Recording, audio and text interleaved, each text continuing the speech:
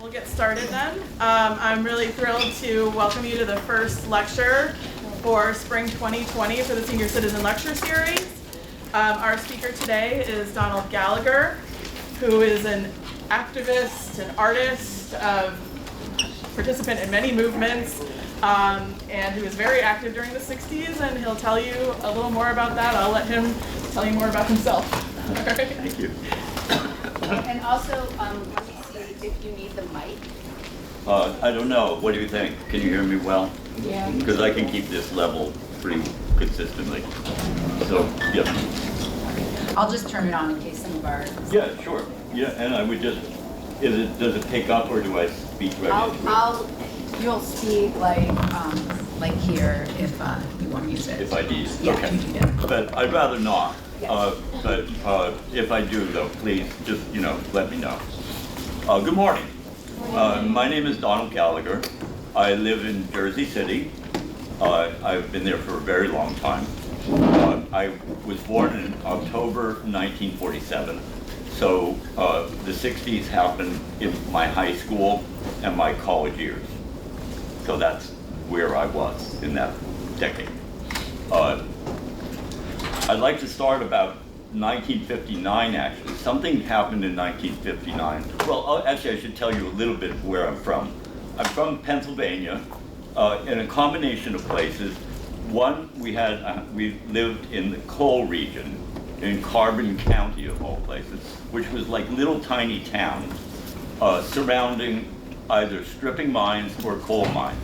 My grandfather, my father's father, was a coal miner. He started when he was 12 years old, and he worked in the coal mines for his entire life. Now, these were deep mines. And then we also, though, lived in the Poconos. We sort of split our time. So I also lived in a very rural woods area. So I had two very different experiences.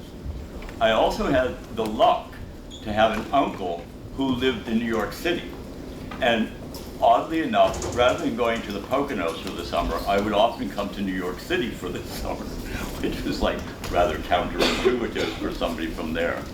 But what was great about that was I met a much more diverse group of people. People that you didn't meet in the Poconos or in Summit Hill, Pennsylvania. It was all white. I don't think I've ever met a black person until I actually came to New York City, and I was probably around 8 at that time.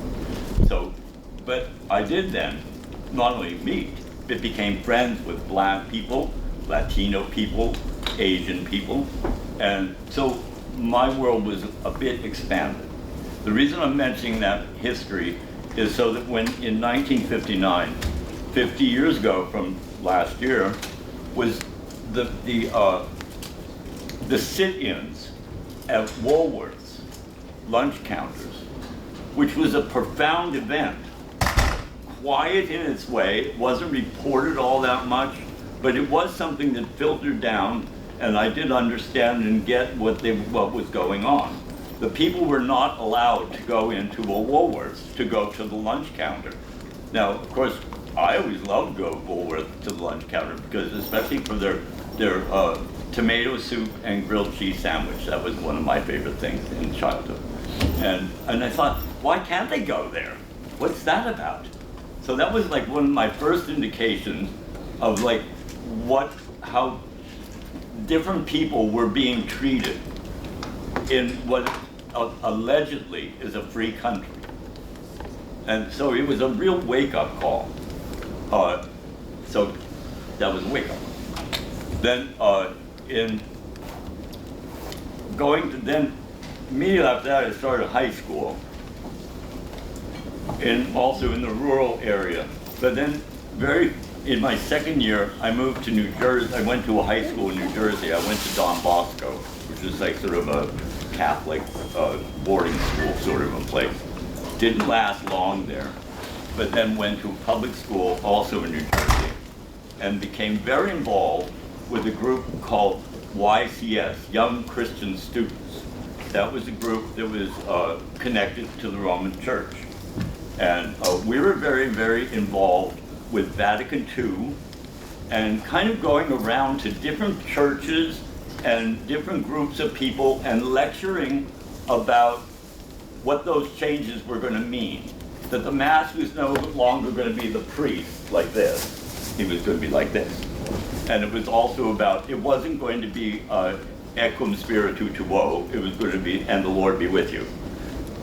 And that was kind of a shocking thing for a very large number of people. People didn't love the idea of it at first. In fact, even many people didn't love it at all ever, you know. So it was an interesting thing to be doing as a young person, going around to churches and to groups like this, and like really kind of talking about like what these changes were going to mean to your life, to your religious life, going to Mass. And another thing that occurred to young Christian students, it was the whole idea about it was about to read scriptures, read books and articles and magazines and newspapers, read scripture to sort of like figure out how those things could go together, and then discuss it within amongst ourselves. And so it was quite a revelation about how we felt about things. One of the things that came to fore almost immediately in 1964 with the Voting Rights Act and so many things, the war on poverty, all of those things were like really like in the air. As soon as like after JFK died, that, you know, Johnson came in and he used JFK's legacy to be able to pass these things. And even though the Congress was really quite adamant about not doing so, he was such a strong and powerful politician that he actually got a lot of those things through. But, of course, down south and even in the north, I mean, it was still not happening. So there was this great movement of people going down to the south and actually helping people to register to vote. Not as like, you know, like Big Daddy coming in and helping the kids. It was really about just showing the solidarity of people from the north and white people, like really coming and helping the local black population to register to vote, which they had absolutely every right to do, and yet had been prevented for generations from doing so. The poll taxes, that like you had to be able to recite the, you know, this like impeachment clause from the Constitution. They might just ask you that. So like how many of you could do that even now? Now maybe, because we're all right in the middle of it. But can you imagine what that would be like for somebody coming who's working as a farmer, like, you know, working on a plantation and coming in and being asked some like very complicated question like that? So they would just say, no, you can't vote. So that was a really huge thing. Now, of course, I was young, couldn't really go. I mean, I wanted to, but like it was impossible for me to go. But what we could do, and this wasn't just with the Catholic people, this was also from my secular high school people, we would have bake sales, we would have car washes, we'd have all kinds of events to raise money so that people could like get buses, like have buses and go down south and like really actually be able to go and interact and be able to like register people to vote. And it was a pretty successful event. It really sort of at least started a change of people in those areas being able to vote. And it was great to be a part of that. It just felt so wonderful to actually be a part of it. And then like later on with the war on poverty, and here Martin Luther King, and like the Poor People's March, that was like 1967 in Washington, was like along the mall. It was there for like 2 weeks, and it was 68. It was after he died, right?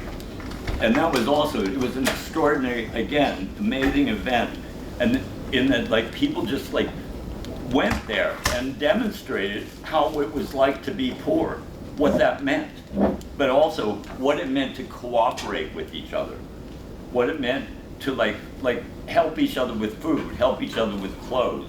It was truly a beautiful, beautiful thing. And that was wonderful to be part of that as well.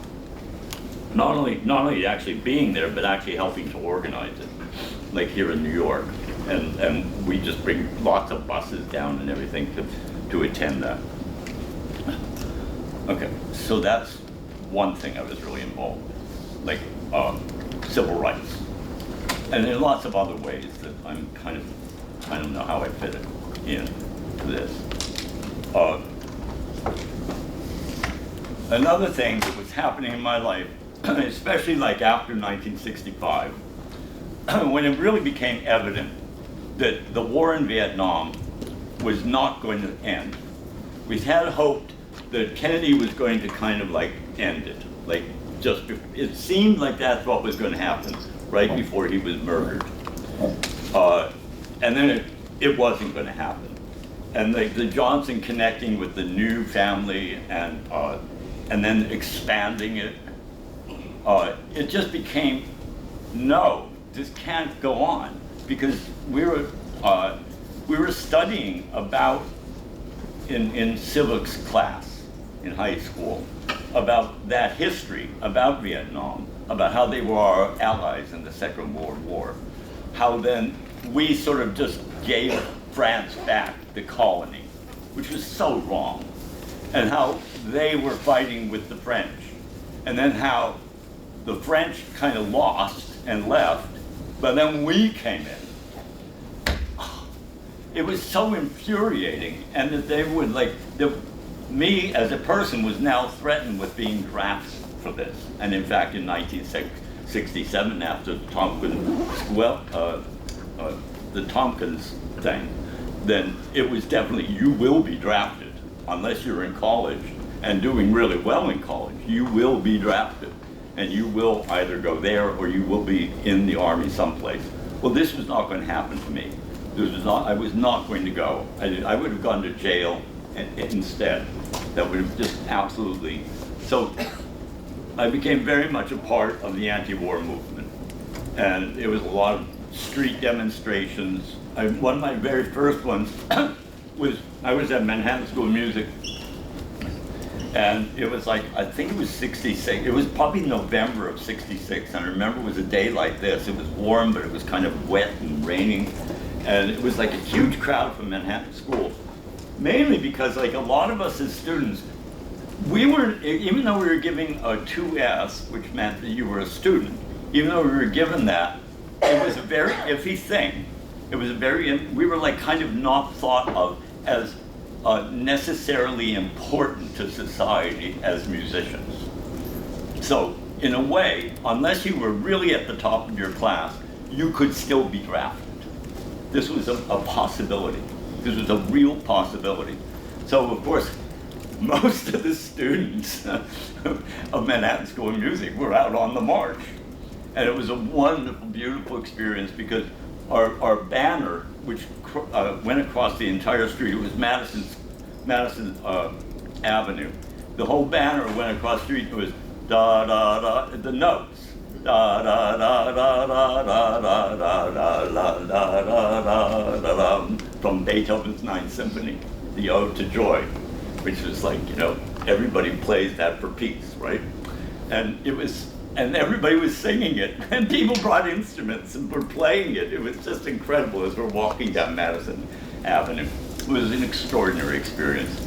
But of course, it didn't end with just these marches. It was also very much part of going and helping people, like giving advice on how to maybe not be drafted. Like, what you could say, what you could do at the draft board so that they could reject you. And it was a hard thing, because like a lot of people would really want to, I worked on Wall Street while I was there too, and at Manhattan School as a part-time thing. And there they all thought, well, we have to go. We don't have a choice. We don't have a choice. And in some ways they didn't.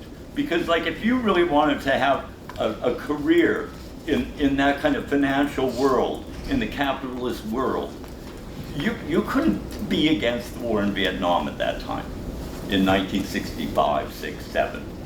Like a little later, it became more easier to be against it. But in those very first years, you couldn't be against it. In fact, there were several times down in that neighborhood when there were like demonstrations, because Whitehall Street was where the induction center was.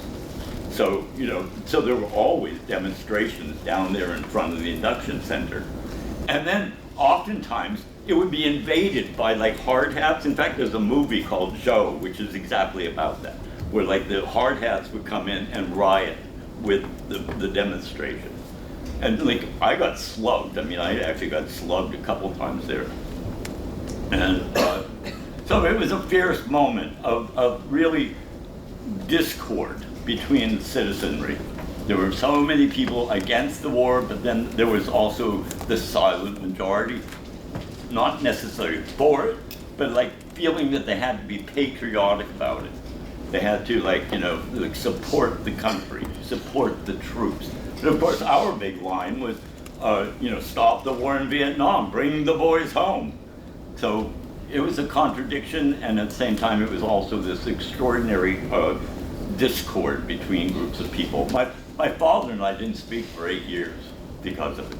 I mean, we just didn't even, I mean, we had to not be together.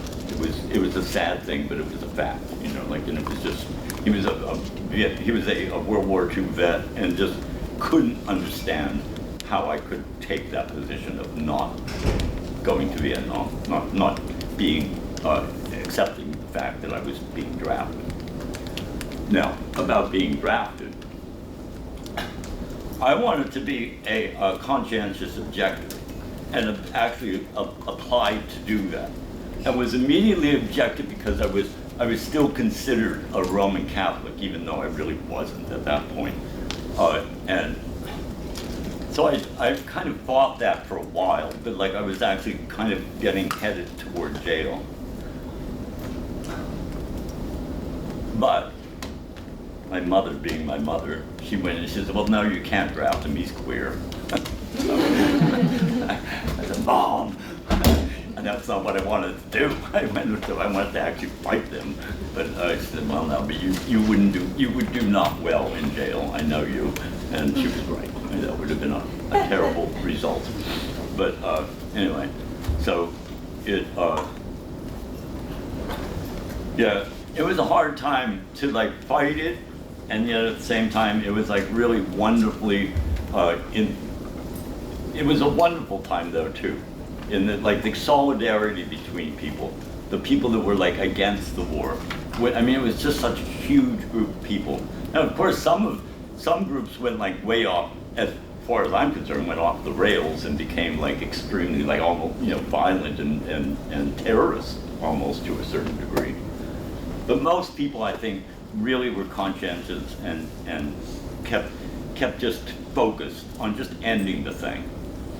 And, you know, of course, it took forever. It didn't end until 75, you know. And there it was.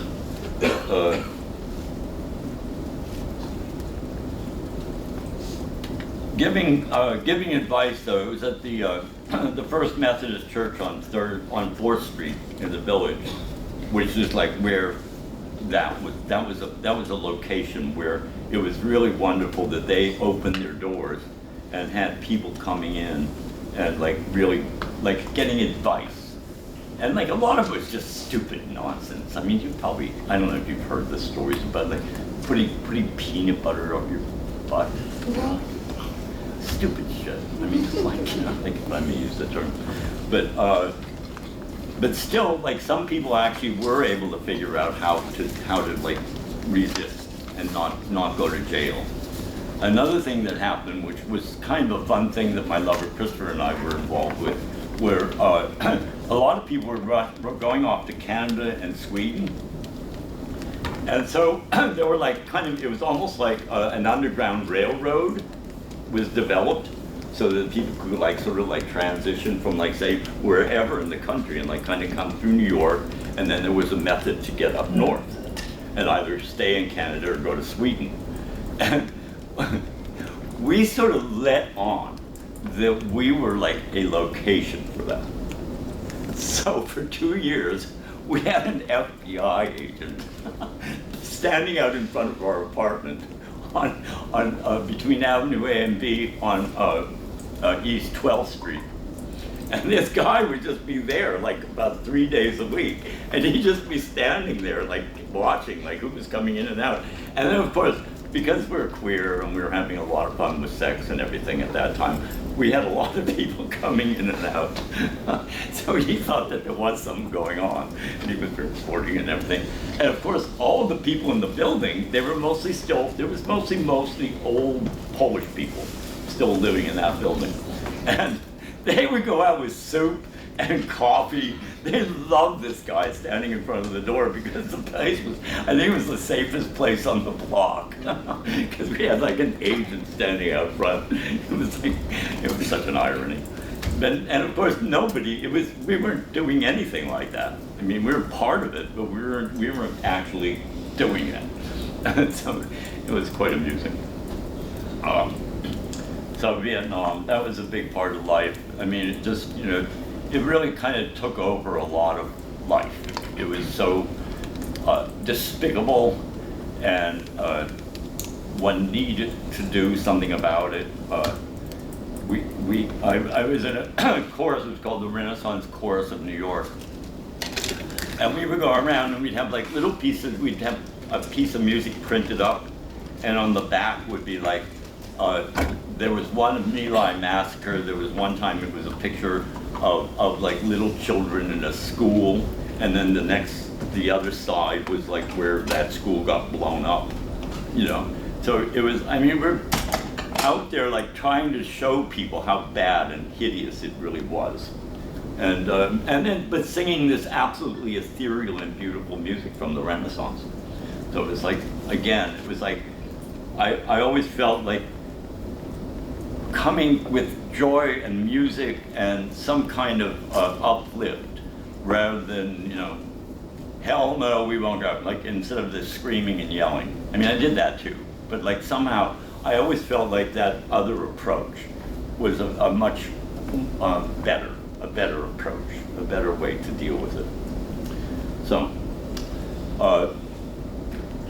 then another thing that I like to talk about the 60s was prior to moving to New York City, that's the thing. Actually, another part of the 60s that I really, really loved and appreciated, and it just doesn't happen anymore, or that definitely not in the same way, is when you could go to Bleecker Street and McDougal Street, and all these coffee shops would be having this whole fabulous folk revival. And you could just go in and meet everybody. You could meet Bob Dylan and Peter Paul Mary and, and Joan Baez and everyone. It was open. It was open. It was free. It wasn't like there wasn't a wall. They didn't have their people around them. It was free and it was open and it was like participatory.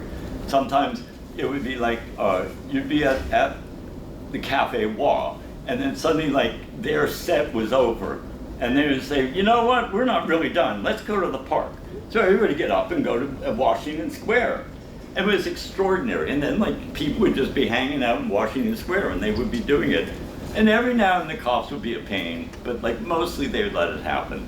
Occasionally they didn't, and that was almost funny in its own way when they wouldn't, because people would just laugh at them almost, So, but it was such a different, freer time in a sense, that people are more open and more able to connect with each other, high and low and middle and whatever.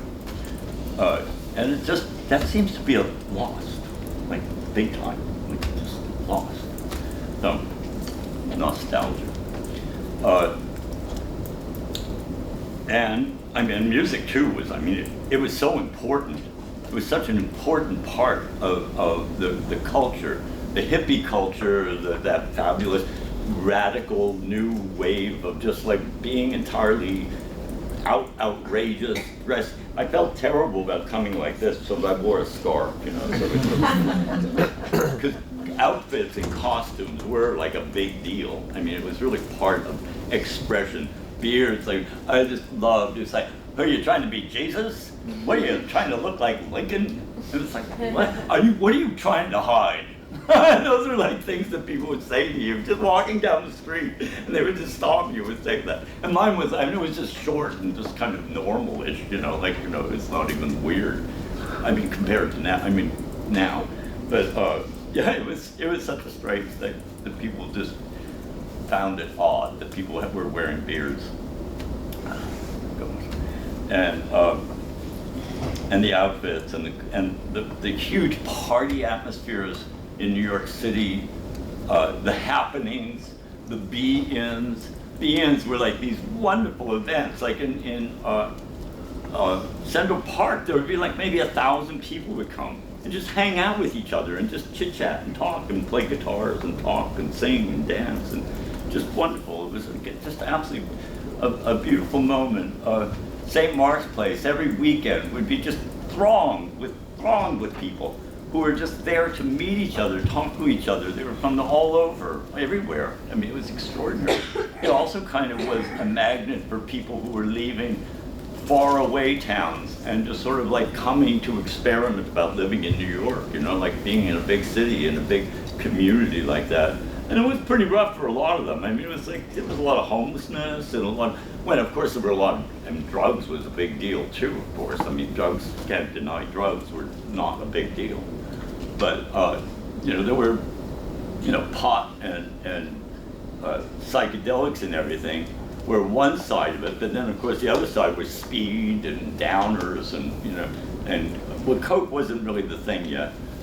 Heroin, of course, was soon, another gift from Vietnam. The heroin was a gift from Vietnam. It was like, that's where it came from. It was from there. Some think it was from there was mainly like people from the actual CIA that actually brought it in. Just not as a conspiracy, but just because they wanted to make some money. Whatever that truth is or not, I don't care. It just was an issue, and I had many friends who became addicted, and more than one that died from overdosing on either speed or heroin. So it was like the opioid thing right now. I mean, it was like that kind of a level.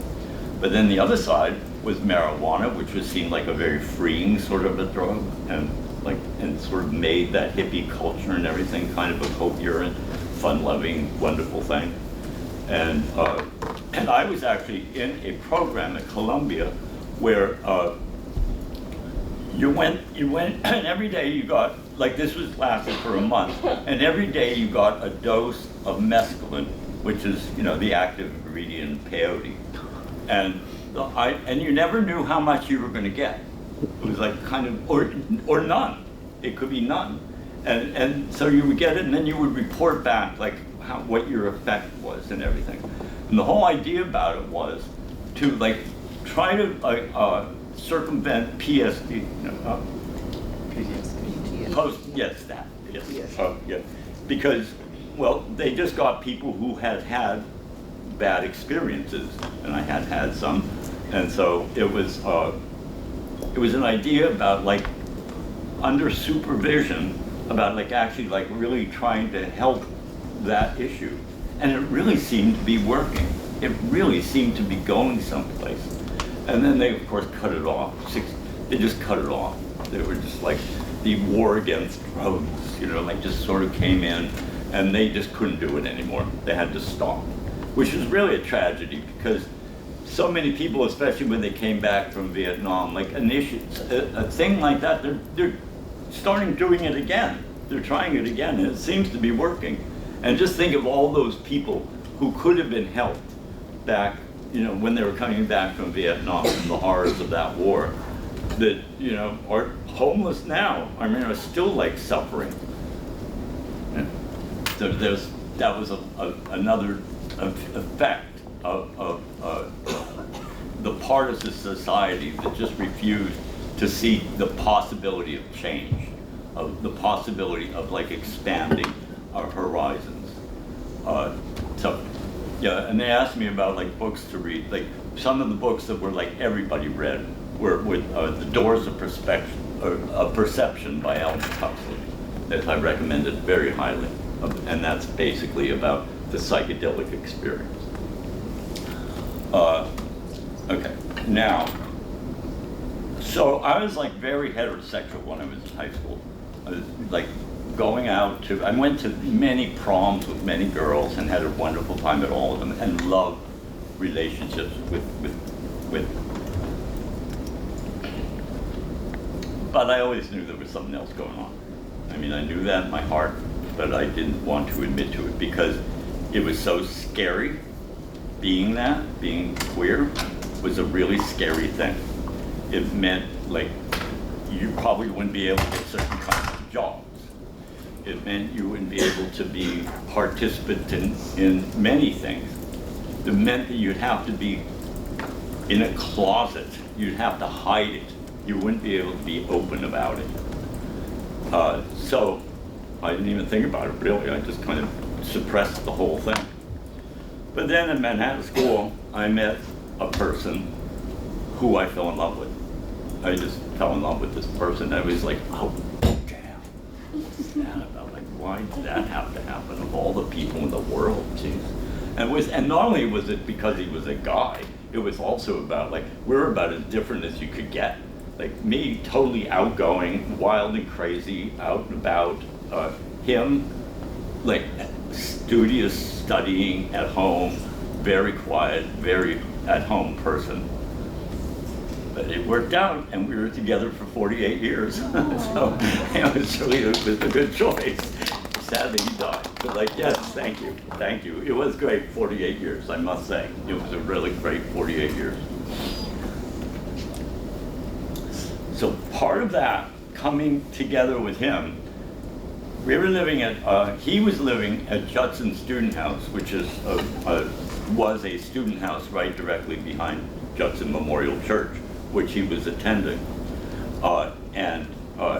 We sort of hooked up, and we ended up being in this little tiny room with like paper-thin walls between the rooms.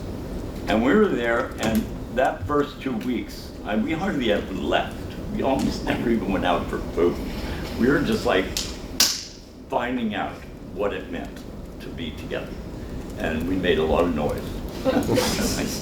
As I guess you can all imagine. And it was a huge amount of fun, but at the same time, it was also, it was a revelation, an experimentation, and a journey of discovery. Then after we sort of like had this honeymoon, then we started realizing what the real world was going to be like. Well, for one thing, not too long after that, we were at a bar it was on Greenwich Street, and we got arrested. Everybody got arrested. The whole bar got arrested. It was like everybody was taken in, and they actually like notified Manhattan School of Music that we had been arrested for this indecent act of being in this bar. Right away, the dean came to us and said, you know, like as I was saying before, you know, the draft board's waiting for you. You know, if you keep on behaving like this, there's a good chance that we're going to like ask you to leave school. And the draft board is waiting. So you better be careful. That was the level of intimidation, of outrageous, like complete unacceptance of people who they were. And it was like really kind of shocking, except we sort of knew because older gay men, well they weren't gay yet, it was still queer, fairy, brute, pansy, etc. Told us, you have to hide. You can't let, because we were going around holding hands, we're kissing on the street, we're just in love, and we're just like, we don't care, we're in love. It's like, I called my parents like within a week and said, guess what? And then it didn't go so well at first, but they worked it out, But it was a time of like terror in a certain way. The cops could just like, you could just be walking down the street and they would assume you were queer. And they could just grab you. I mean, it would be like, it was the same as like, you know, stop and frisk. You know, it was exactly that. It was the same as that. could bust you and take you in and just like question you and everything. Even one time we were mugged. We were like mugged with a guy with a gun, and it was because the guy with the gun, we thought, well, we should go report this.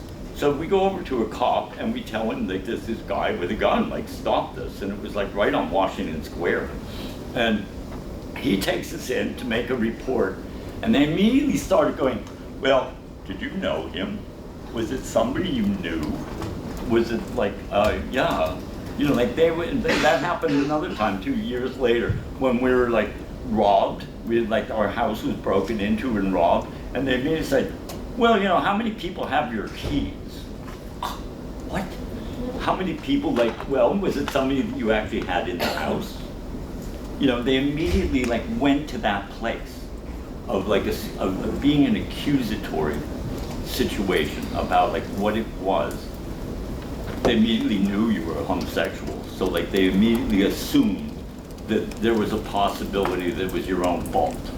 It was your own fault. It was similar to people say, well, she was wearing a short dress. You know, it was on that level of just insensitivity and abusiveness to be, you know, just by being a person who was a homosexual, they felt free to treat you that way.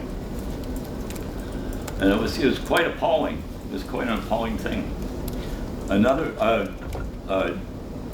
somebody that we became friends with around that time was Dorothy Day and Arlene Carmen, because we were very involved with Judson Church. Judson Church was an extraordinary spot at that time. It was the Judson Poets Theater, which had just amazing plays and music, and the Judson Dance Theater, which was absolutely revolutionary. It still is. It's still thought of as one of the great foundations of modern dance. And you know, and the off-Broadway theater was kind of in our life through Judson Church. Another great thing, speaking of Vietnam, a great thing that Judson Church did was they had this show of all American flags. And it was Jasper Johns, it was Rauschenberg, it was everybody, every famous artist in New York City, Andy Warhol, everybody was in it. Everybody was in the show, and there were hundreds and hundreds of paintings of American flags, all of them just totally different and weird and fabulous and wonderful. And the whole church was filled with this. The entire altar was covered with them. And the police came and they arrested it. They actually packed it up and took it downtown and put it in a jail cell. That's what they did. Oh my goodness. I mean, it's just, you don't make these things up. I mean, it's just absurd. I mean, how ridiculous it could get sometimes. Anyway, so Judson Church was great. And Arlene Carmen was the administrator there. And that's how we met Dorothy Day through her.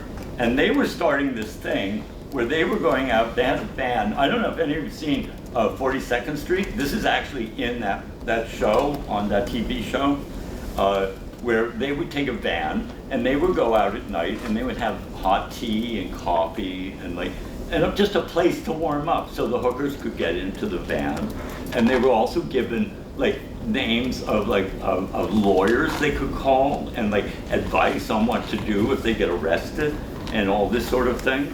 And it was quite an extraordinary act to just be out there and helping women walking the streets and just actually really trying to make their lives better. And sometimes they would actually go out on purpose and get arrested. They would actually go and get arrested and be taken to the House of D, you know, like it used to be. There's that beautiful park now on Greenwich and 6th Avenue, and there was this big old Art Deco jailhouse there. And it was, so they would be taken in there. And why would they do that? They would do that so they could teach the women inside about how to act when you get arrested, who to call, what your rights are, what not to say, what to say. And I just found that so profound and so extraordinary that people would actually go that far to be like that far and that out, to be able to really make a difference in people's lives that were like the most marginal and cut off, and nobody gives a damn about you anyway. So there you go. So and that was kind of up to then 69 of course happens, and 69 is like when Stonewall happens. And why does that happen? That happens because just what I was saying, the intimidation, constant being berated by the police, constantly being afraid to even, make connections with people. Now, of course, it was a great, on the other side of that coin it was a party. It was a real fabulous sex party going on in New York City at that time. The piers were wide open and extraordinary. And it felt like sex at that point felt very like a political act almost. It wasn't just that it was sex. It was just that it was men having sex with other men in like a semi-public space, but it was like in a place out, not seen by the public, but it was a public space. It was like an abandoned pier. Or trucks. They used to have the trailers would be left behind underneath the West Side Highway for days. And so, but they'd be wide open. So another party place was inside the trucks at night. And it was part of what was going on. But like at the same time, you could get arrested. You could be arrested there. And if you were arrested, sometimes you'd be online with the arrested people, and they go, oh God, what's my wife going to say? What am I going to lose my job? Which could very well happen. If you were a lawyer, if you worked on Wall Street, if you worked in a bank, if you worked, just think about it. Like most of these places would not have you if you had been arrested for that kind of a thing. In fact, if they knew that you were a homosexual person to begin with, chances are you would lose your job. So this was building, and this is and it's supposed to be, New York was supposed to be fun city, right? And yet at the same time, like, it wasn't fun being queer in the Village. It was, it was left over from the Wagner administration and the World's Fair. They pretty much gave out the order, get rid of them, get them out of there. Clean up the Village. We don't want to see them because of the tourists from Iowa or wherever they're coming from. We want to clean it up. Okay, so the World's Fair is over. All right, let's get back to normal. But no, we didn't get back to normal. It actually became worse. And so the kids at Stonewall, they just said no. And they started the fight. But I got a call from somebody that lived nearby and said, oh, Donald, you got to come over. There's, they're rioting and they're beating the cops. So I lived on St. Mark's Place at that time and called up about 10 people. And my lover, Christopher, he didn't want to go. So he stayed at home and he called up everybody and said, like, meet in Washington Square, sort of like near Waverly. So went there. But then here's the other thing that happened. On the way over, me and my friends, when we see somebody that we knew or we just expected or suspected were a queer person, we'd tell them and say, come with us, come. Aren't you sick of being harassed by these people? Let's go and let's like demonstrate. Let's show it like physically that we're over it. And it was amazing to me how many people came. So even though it started with just a few people, and it wasn't just me, of course. It was like many people were getting that same message. And it just spread. It spread like wildfire. And then suddenly, there really was a big crowd. And the cops thought it was over. And because it was late by the time I got there. It was probably 1:30, something like that, 1:30. But with 100 people. And they were all having cigarettes until it was over. And then suddenly this crowd comes charging up Waverly Place. And they were like, oh my God. Started up again.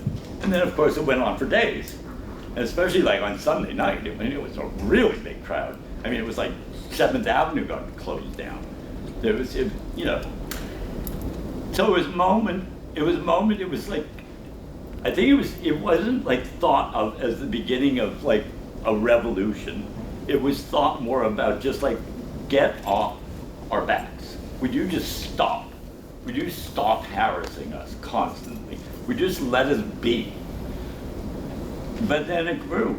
And because then immediately people thought, look at how much power we have. We have a lot of power. We can actually do something with this. So then groups started forming, and you know, organizations started becoming real, and it went from there. It went from there, and it always amazes me how like something like kind of small can like actually become something almost universal and like take over everywhere. And it's like, so that's even it's something to remember now. I mean, there's so many issues now that seem like hopeless, but then, you know, like look at the Thunberg, like that she, just one young girl, like has started this thing that's like now become worldwide. I mean, it's amazing how just a person or just a small idea can like blossom and become like a true changing, or a possibility for change. Not necessarily will change, but a possibility, a way of like at least give us some hope, give us some reason to go out there and actually be participating in you know, changing, make change. With the line about be the change you want in the world. You know, it's got to start with you. It's got to start with you. And it's scary. It's scary. I mean, I was terrified. I was terrified. Like I had, well, and not only that, I was out there screaming, yelling all weekend, and like on the following Wednesday, I had my like jury where I had to like sing Schubert, which was, I did okay. I did okay, but it was strange, you know, like because my voice was a little gone, but there it was, and so I don't know. That's '69, and then actually, and I think it really, to me, the '60s were really '65 to '75 because it continued so much into the '70s because Vietnam was still going, and that issue was still happening. Gay pride became, well, gay became a word.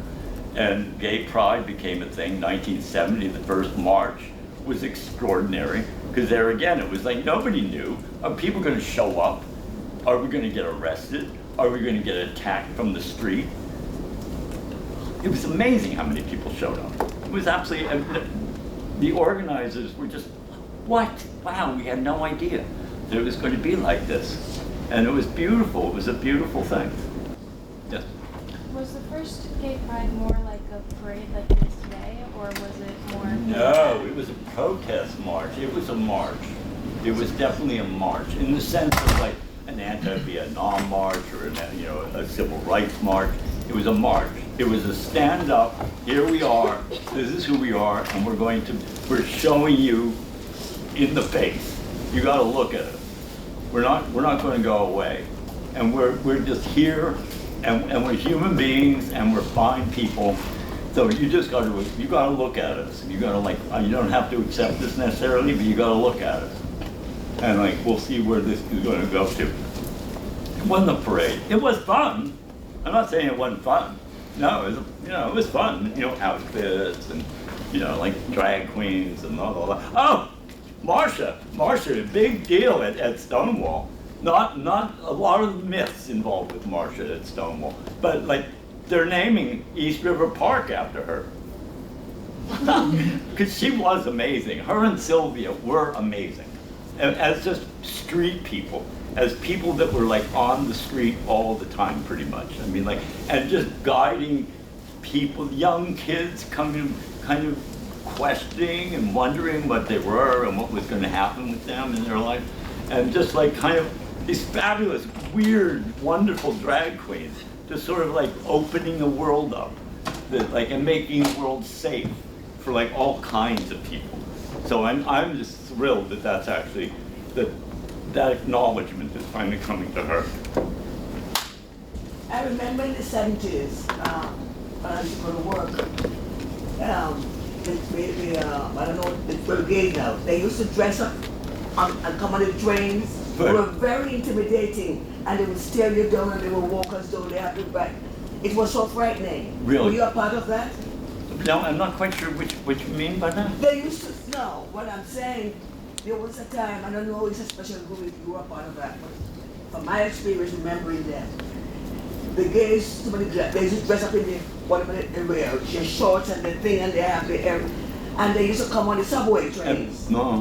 And we as riders on it, because they were staring us down as though if you said anything to them, they would just threaten you.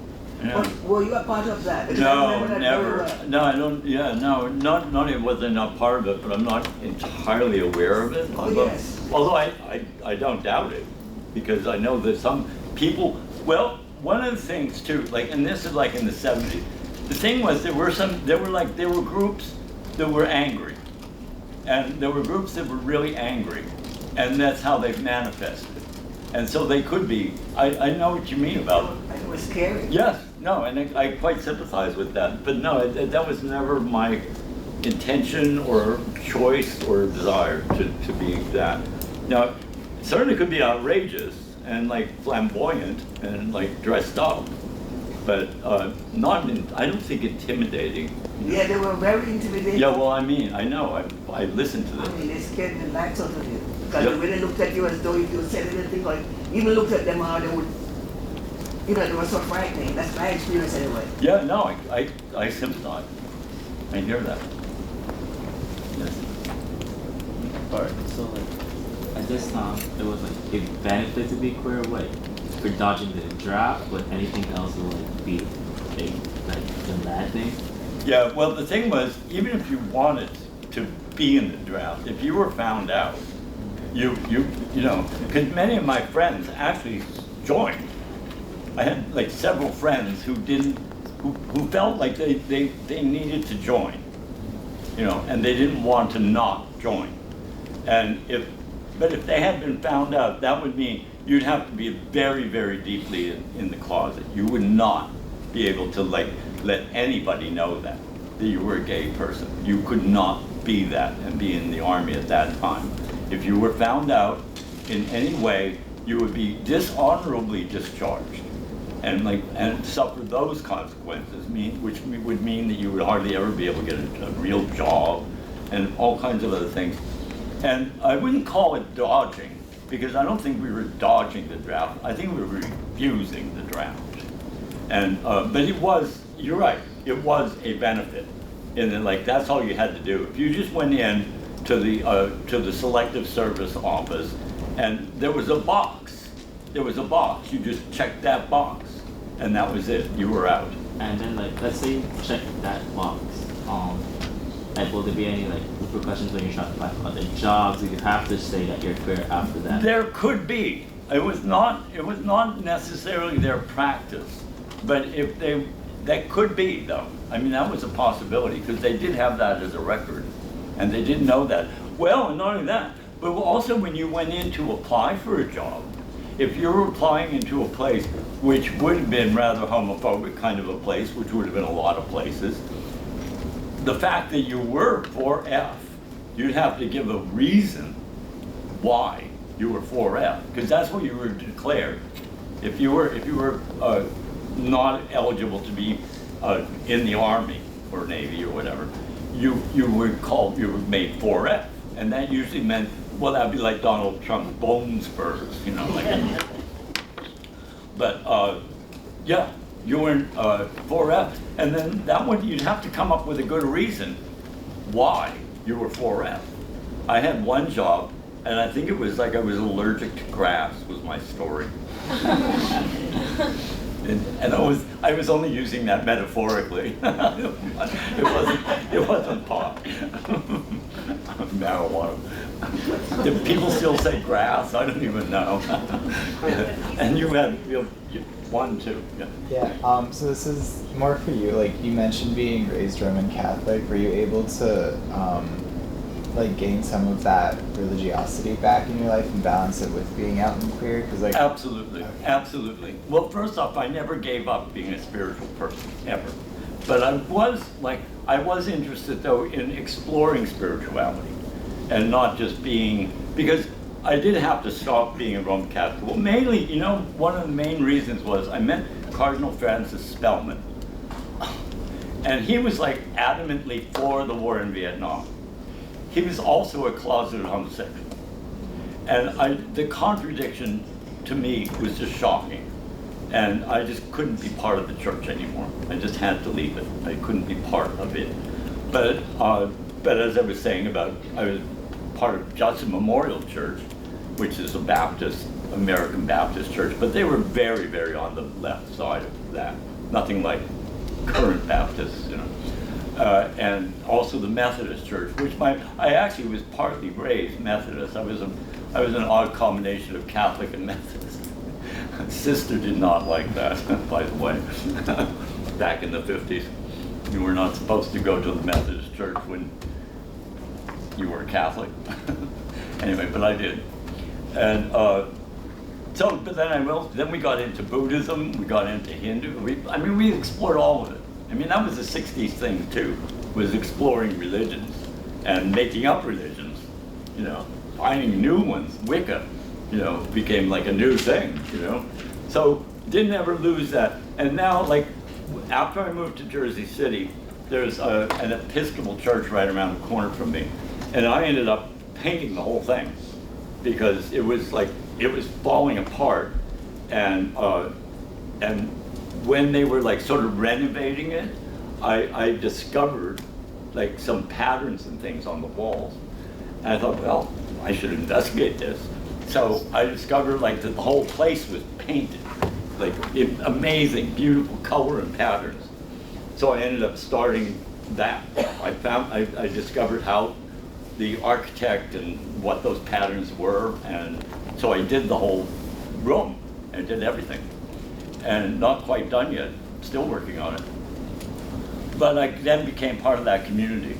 And it turns out it's a really wonderful spiritual home in that it's very loose as far as what you need to believe and what you don't. You don't have to accept everything as truth.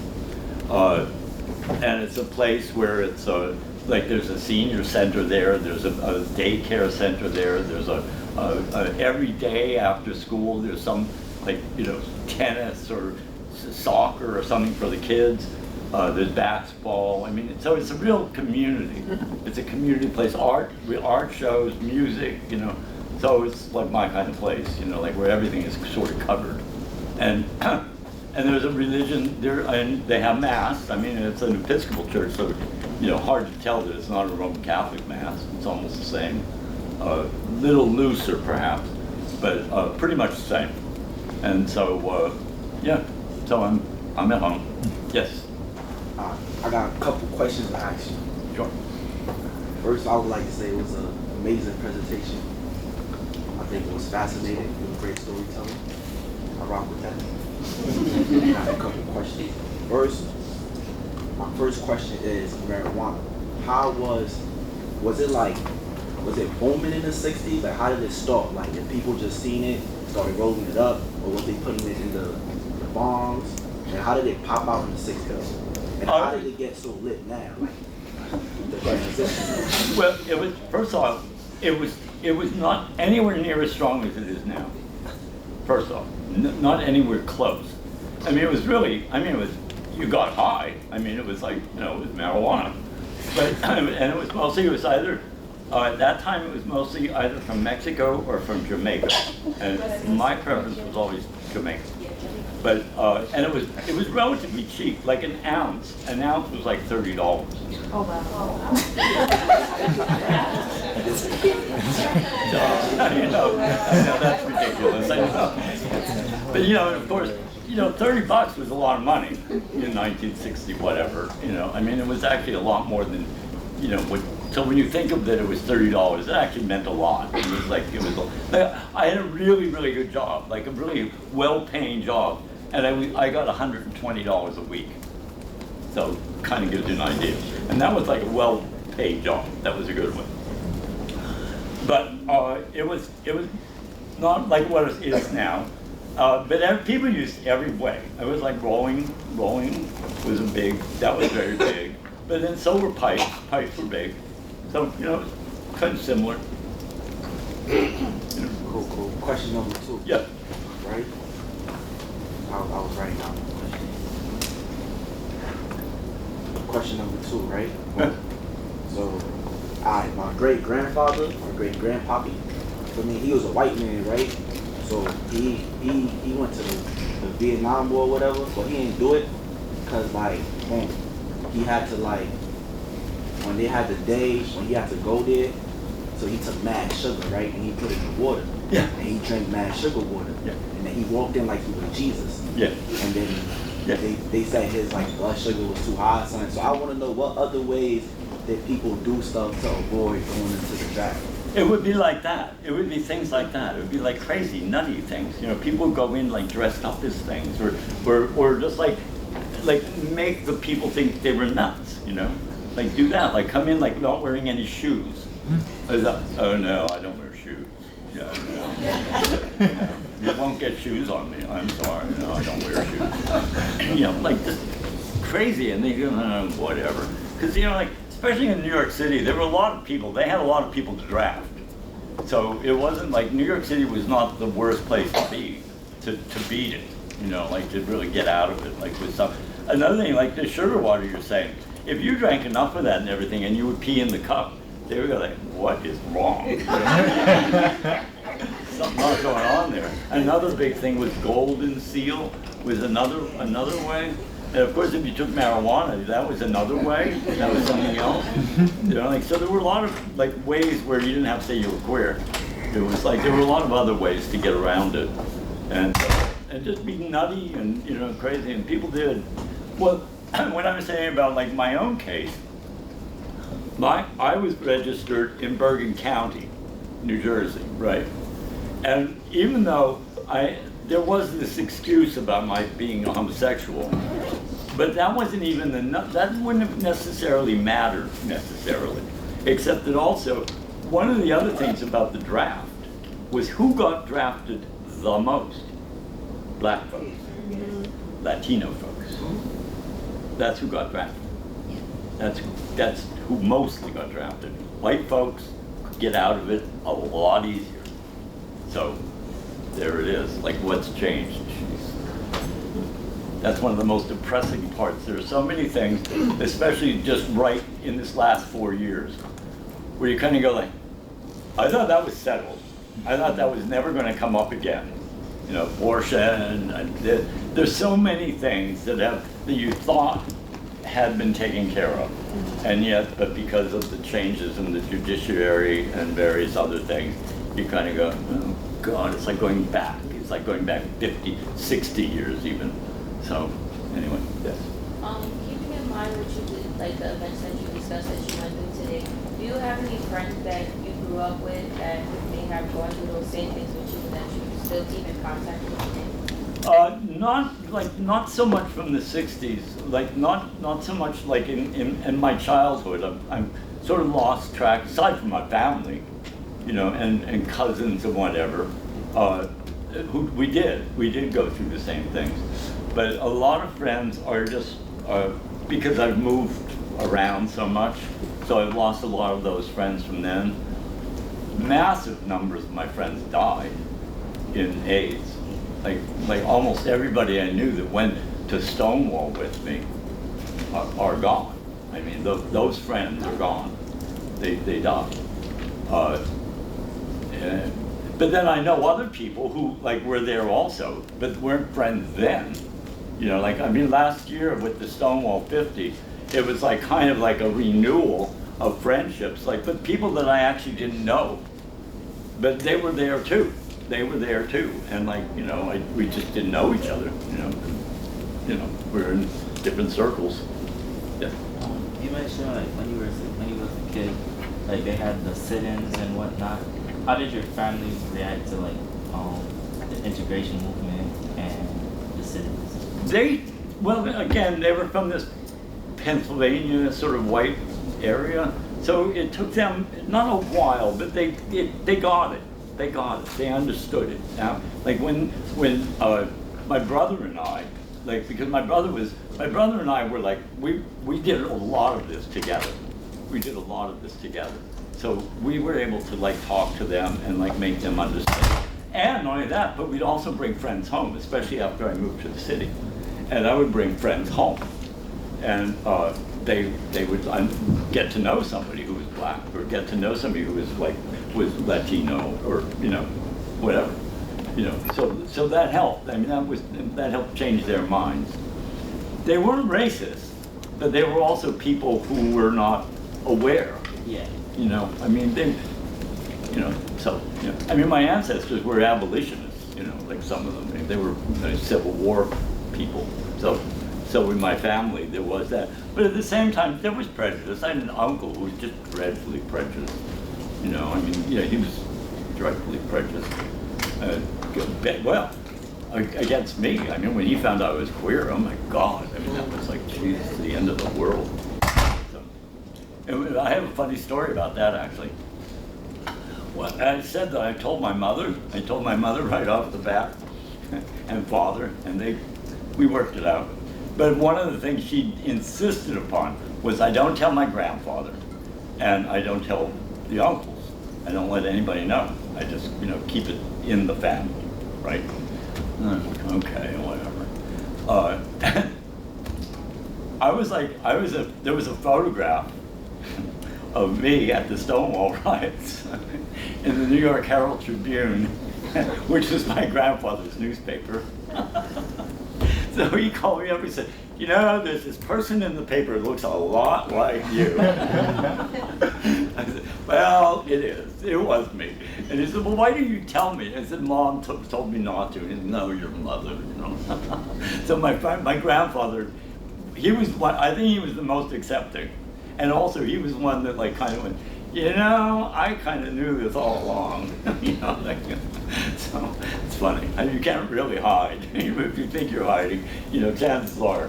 So I have a two-part question. So one of the things I've noticed a lot is corporations adopting LGBT stuff, because I remember it was over the summer, I look up Alley Chase building and see the rainbow colors, and I'm like, this doesn't feel right. Yeah, I agree.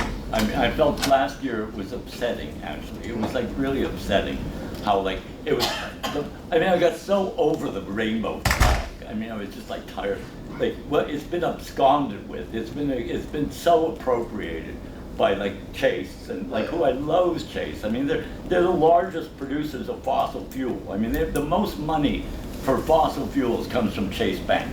I mean, every Friday, I'm with this group called Reverend Billy and the Church of Stop Shopping, and we go to a Chase Manhattan Bank and do a little demonstration, in the store. And and then they're using it, and they're and then there's these giant floats sponsored by vodka, and there's a giant float sponsored by Citibank, and giant floats sponsored this one, that, and the other. It's it's a sad thing in that we live in this huge consumer society that they know that this is an issue, and especially since it was Stonewall 50, that they can get behind safely, and they can queer wash them or whatever you want to say. I mean, it's like it'll make them look better to this community, and not only to our community, but just to the general public. But I agree with you. It's a sad thing, but I don't know if there is a solution to it. Also, you say the cut points around 1975. Is there any events that happened around then that you would consider to be the ending point 60s? Oh, yeah, well, the end of the Vietnam War. I mean, that was in 1975. That kind of when, because that fight had been going on for more than a decade, but it had been as intense in the 1972 march in Washington was, I think, one of the largest marches ever there. And it was really gigantic. And it was one of those two where the police had a riot. There was a whole section where there was rubber bullets and what do you call it? Gas. They sprayed gas and stuff on people. It was gigantic. And so, in a way, 75 was kind of an end. And yeah, I would say that's probably in my mind is one of the reasons. But also for the whole gay sort of the 70s was like when organizations really came together. We're in the 70s. So that was an important part of it. It was like in the early 70s, you know, there was a lot of building of community and organizations. There was like another thing that happened in the 70s, which I think was an incredibly important event, which was like one of the, I think it was the third or fourth Stonewall March. You know, and it used to go from Stonewall uptown and like up 6th Avenue and end in what do you call it? You know, Bandshell in Central Park, the now Bandshell. That's where it would end. Well, this one year, the march is going along, normal. Then we get to the park, and the men go to the Bandshell, and the women split off, and they go and they have their own platform. And it's just like they're just splitting off because they're going, you don't really care about us.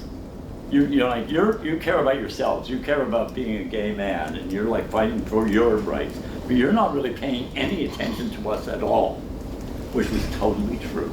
It was absolutely true, and that actually made a difference. People, well, I immediately went up, what's going on? Like, what are they doing? And you went over and you listened, and you go like, right, it's absolutely true. We're like a group of men, like really feeling very, very like self-important, and like we're just, you know, privileged, you know, to be gay men now, but like we're ignoring our sisters, and it changed, made a difference. I actually have two. The first one is, when did the rainbow flag become a staple of the I think it was, Bill, do you think it was Stonewall 25 when they had that mile-long march? It was in the 70s. Was that early? Later. Yeah, yes. But it was in later 70s. It was, yeah. Yeah, so it was in the 70s. It was there was a particular person that sort of came up with it. Gilbert. Yeah. Say his name again. Gilbert Baker. Gilbert Baker, yeah. And he came up with the idea, and it became, you know, became the symbol. And I always thought, really, gay, primary colors. But you gotta accept what you gotta accept. There's some things, gay too, that was another word. I was like, really? That's what I'm gonna be now? I'm gay now? Oh, geez. I didn't know, I was so happy. And then the second thing was, do you think there were any just allies around during Stonewall, or was it just specific? Oh no, there were lots of allies. No, that was extraordinary also. That was one of the most amazing parts. When like, especially like on the Sunday night, when there would be like grandmothers and mothers and like sisters and brothers and like people that, you know, were, you know, like just friends of family, you know, and that was kind of right from the start. And that was pretty extraordinary actually. That was part of why people said, we've got to get together and we've got to make organizations. We've got to make this like a new, like for real. We've got to organize and like and become politically active and you know, enter that world of politics and like and make society pay attention to us, because it's not just us. We see that our families can be with us. And the Key Flag was like, they almost started right away. I think they were in 1970. In the March of 1970, it was a group of parents. You know, so, lucky. Hi, I have two questions. As someone who has seen the concept of gay pride and pride events truly evolve, what do you think of the current like Pride days? And have you been to any relatively current ones? And you mentioned earlier like the one that happened just this summer, how like much of a disappointment it was. Right. Well, I wasn't disappointed this summer because we had an alternative march. And like, so actually, it was like, we started in the village as we had before, and it was a march. It wasn't a parade, it was a march. So we actually like consciously got together and made a separate event, like different than the Heritage of Pride event, which I kind of stopped going to about 10 years ago, because it was just like, it was not my thing at all. And the Radical Faeries would do something else, like we'd have a drumming circle down by the piers, or we do something on gay pride. And I'm not put down, I mean, I don't want to stop anybody's parade. I'm just saying it was not my parade anymore. It was like kind of it wasn't mine. It was not something I believed in or wanted to be part of.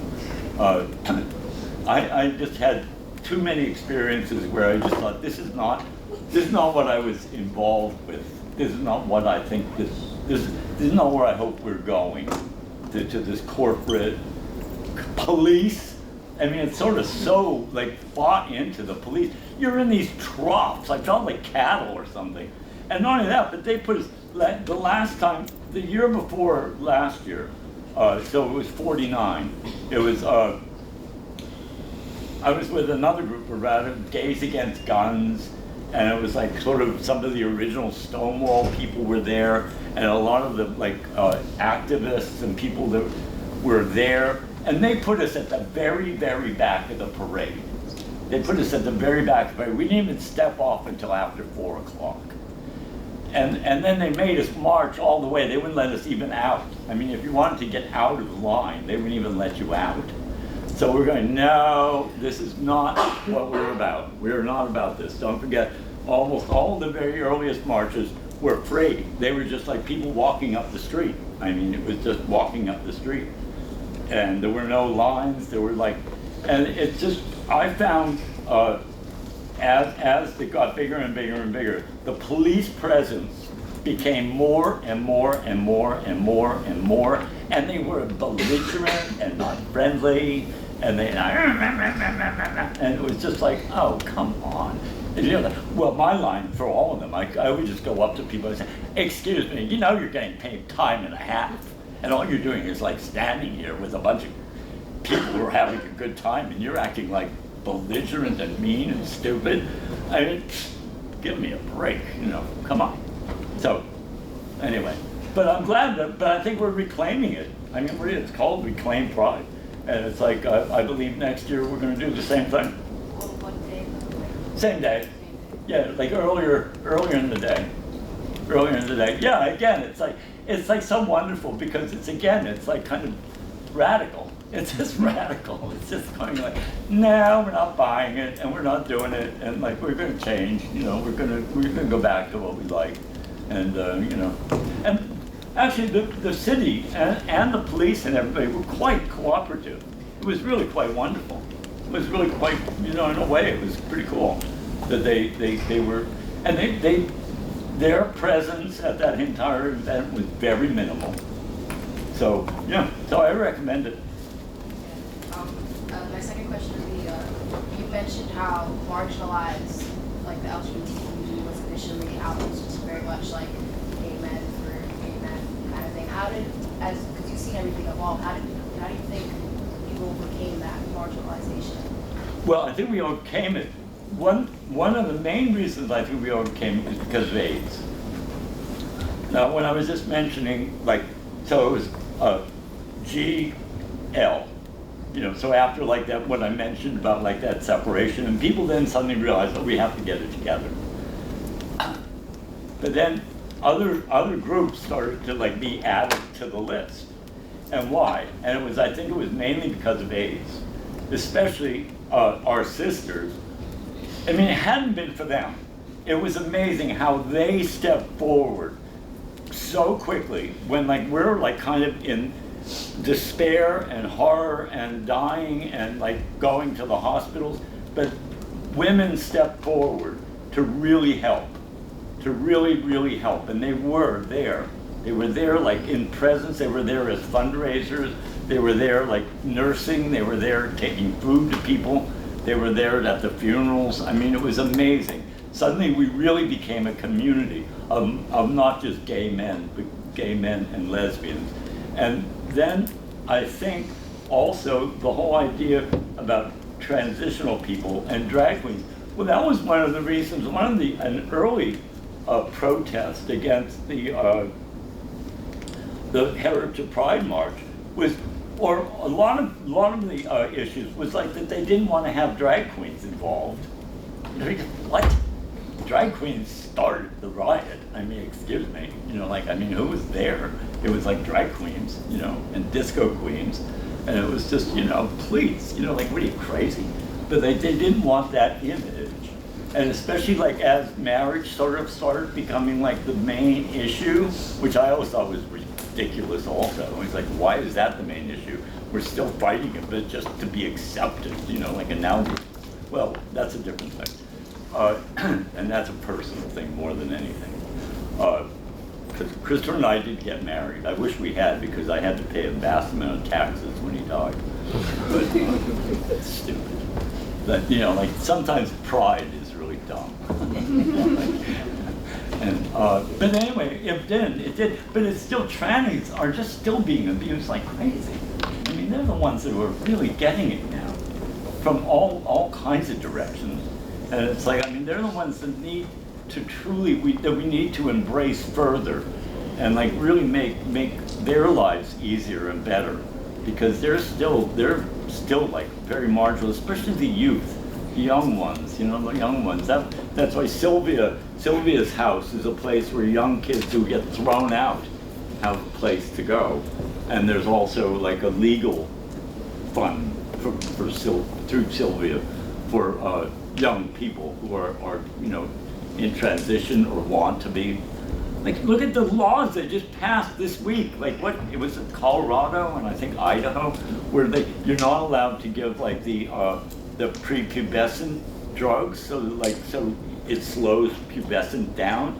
So like, if you feel like you're in the wrong body, you can slow it down, so that like it will give you at least time to like make your transition easier when the time comes. And I mean, it's just cruelty. It's just it's stupid and it's cruel. And yet, but like this is, you know, our country. For your reclaiming Pride March, do you guys usually advertise that, or do you have a starting point that it is? Yeah, it was pretty well advertised. I mean, as much as I guess you can. But you know, it's like all over social media and I mean, I'm not sure how to explain that, because I was involved, but I don't know if I was in that part of the involvement. Do you guys usually start at like a specific location? Yeah, we did start at Stonewall. Okay. Yeah, we started downtown. Yeah, it started like, well, a little bit south of there, like sort of like, you know, Walker Street. I mean, just a little bit further south, but right that neighborhood. And yeah, and it went up 6th Avenue traditionally. And a lot of people joined in at Bryant Park. You know, because it was early.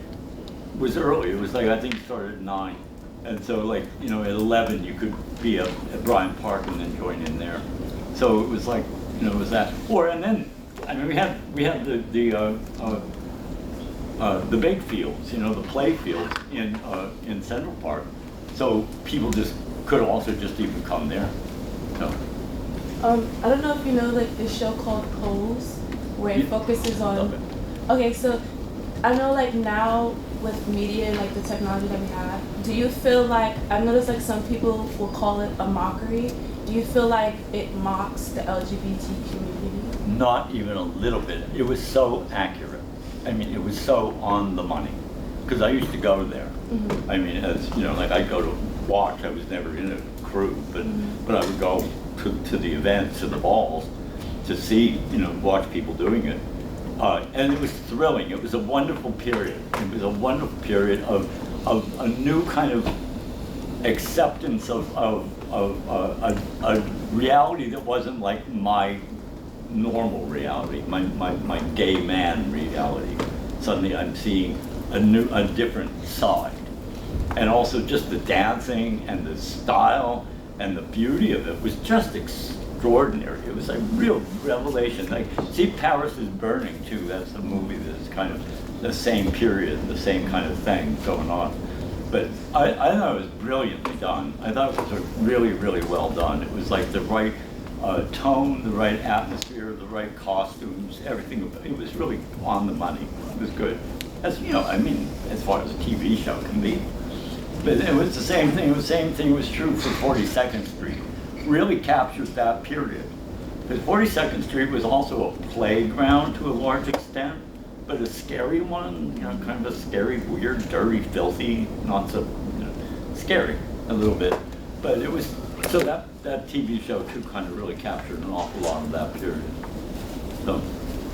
one of the things I noticed about the spread of AIDS was when it first started, people viewed it with a stigma.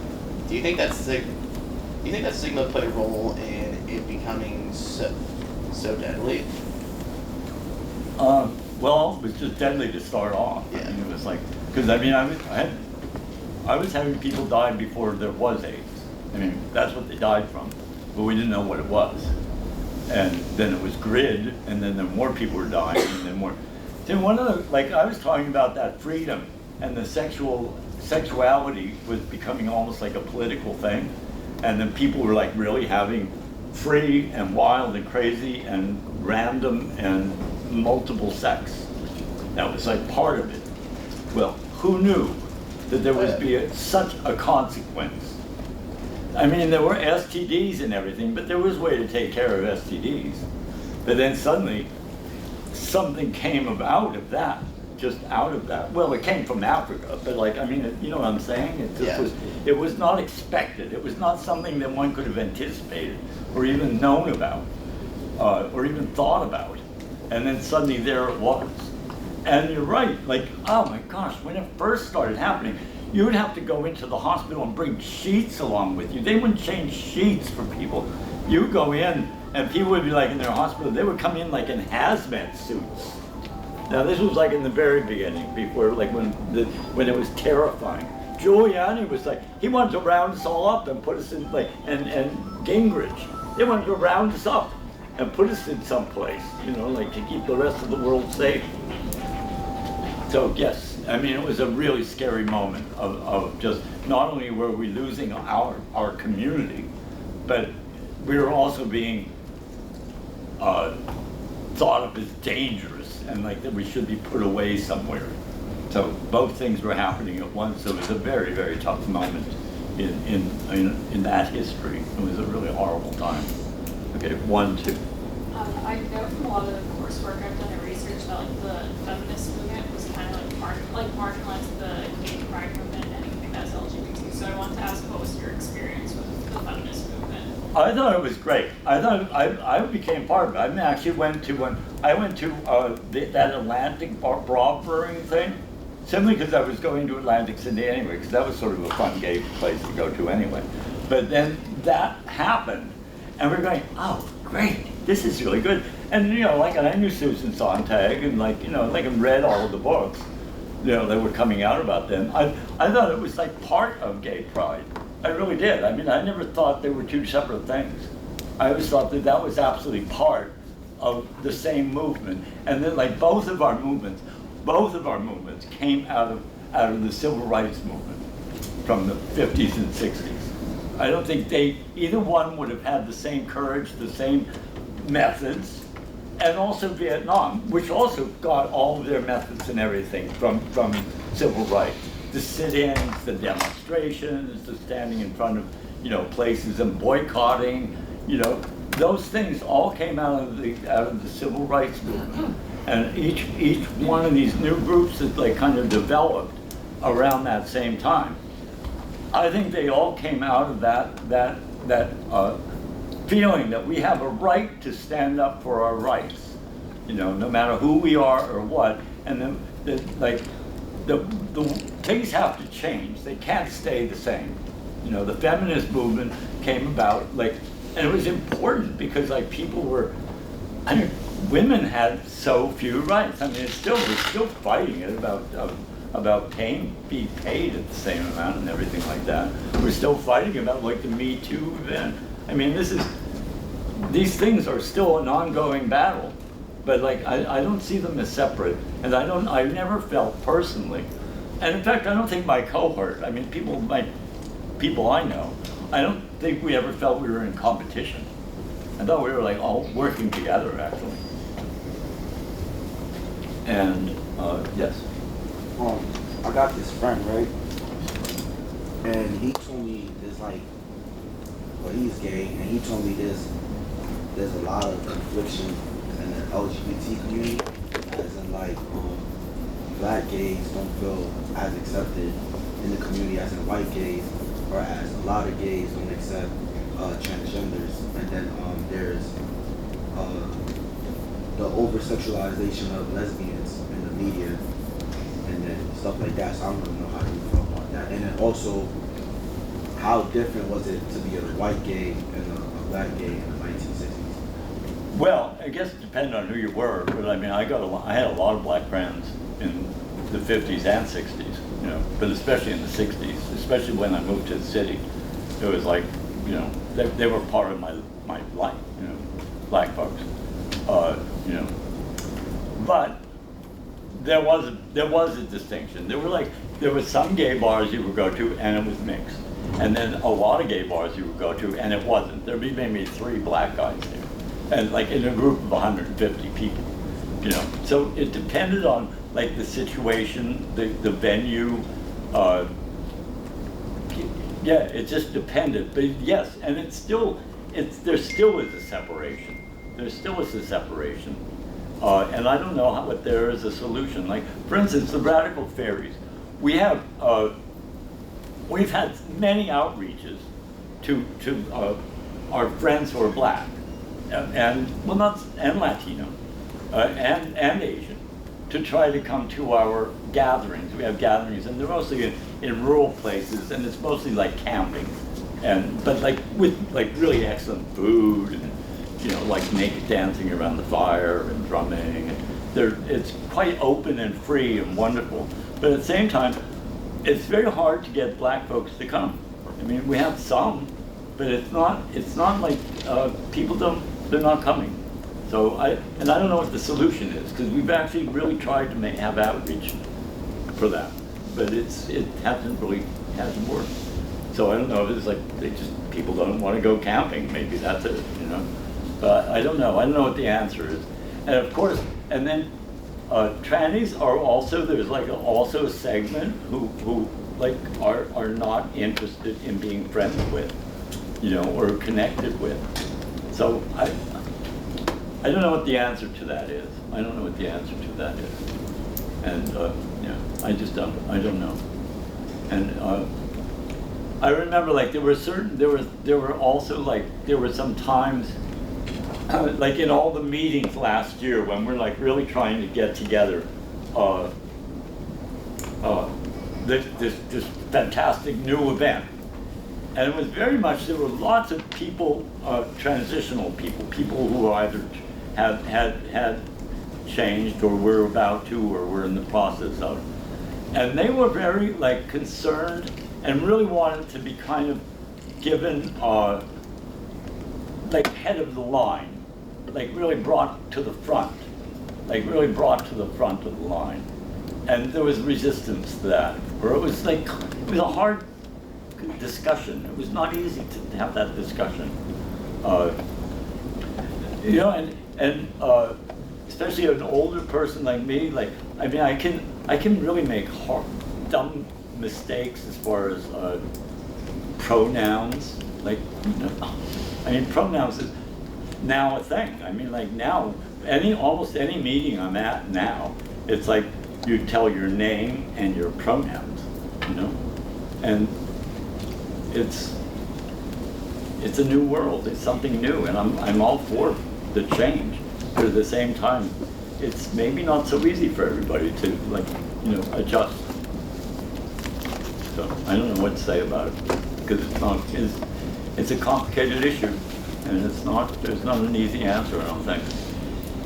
Another thing that I'd like to point out, and especially like which kind of goes along with that, is I've been asked this question in another lecture like this, where it was like,